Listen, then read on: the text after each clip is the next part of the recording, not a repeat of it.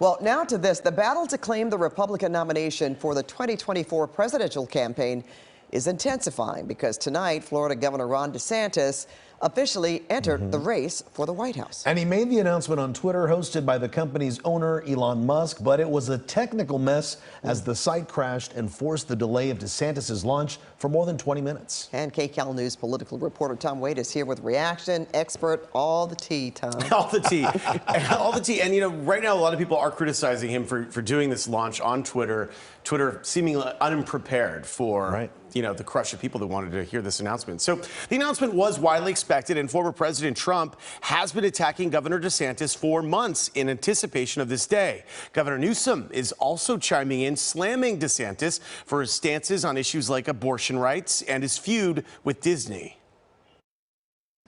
We had a huge audience. It did break the Twitter space. Republican Governor of Florida, Ron DeSantis, appearing on Fox News just moments after announcing on Twitter he is running for president. I'm running to lead a great American comeback. Governor DeSantis' Twitter debut was a technical mess. Twitter owner Elon Musk, who supports DeSantis' run for president, hosted DeSantis in what's called Twitter Spaces for an audio-only interview. But so many people logged on, the site crashed. So they just keep crashing, huh? Yeah, I think we've got just a massive number of people online, so it's servers are straining somewhat. The interview finally got going.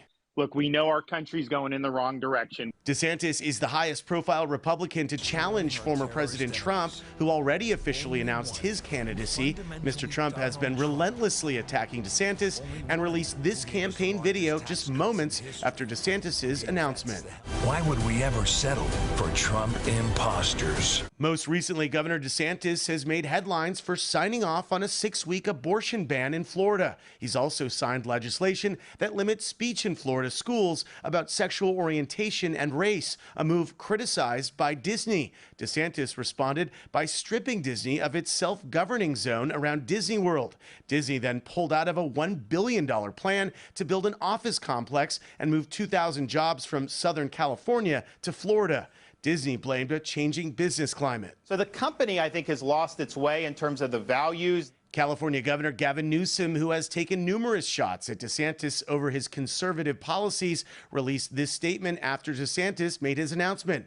Ron DeSantis today becomes the first presidential candidate in American history to launch his campaign after suffering a massive defeat to a cartoon mouse. He's tanking in the polls, both in his home state and nationally, as people learn more about how he is systematically taking away Floridians' freedoms and personal liberty. My sense is this will be Governor Newsom's role, is to poke fun and take jabs at these candidates in places where it may not be appropriate for President Biden to do so. As for the launch of Governor DeSantis' campaign, his attempt to use social media may have been a flop, but it also might not matter. They're trying to spin this as, oh, so many people were trying to get out that we broke the internet.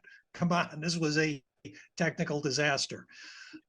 Not going to have much impact on the campaign as it goes on. People will forget it soon, but it's a sign that the DeSantis organization needs some work. DeSantis joins a growing Republican field, which also includes South Carolina Senator Tim Scott, former UN Ambassador Nikki Haley, even California radio personality Larry Elder has joined the race. All are far back in the polls from Trump, and so is DeSantis. The latest CBS News poll shows Trump beating DeSantis by 36 points. DeSantis has been wildly popular in Florida itself. Let's not forget that he just won re-election there swimmingly. So as much as we here in California might think that style of politics is completely unpopular, it certainly does still have appeal in other parts of the country. DeSantis was also asked about the NAACP's travel warning to Florida, which says that under DeSantis, the state has become openly hostile toward African Americans, people of color, and LGBTQ plus individuals. DeSantis called the warning a political stunt. So here we go with the political season continuing and intensifying. And he officially has entered the race. That is right. Let's go back to Governor Gavin Newsom, if we can, for a moment. I mean, this isn't the first time that he has spoken out. He's spoken out against Trump before, DeSantis, and not the first time he's spoken out against him. Is it what we heard from your political expert, that this is a way to dampen or clap back where Biden can't?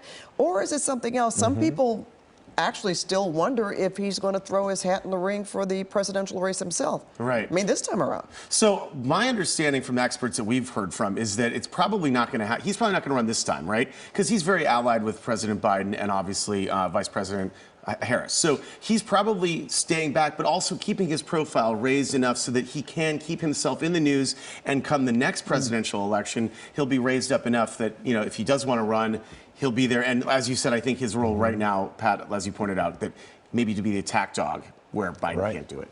So, all right. Interesting. We'll see. Thanks, Tom. Thanks, Tom. I'm assignment editor Mike Rogers.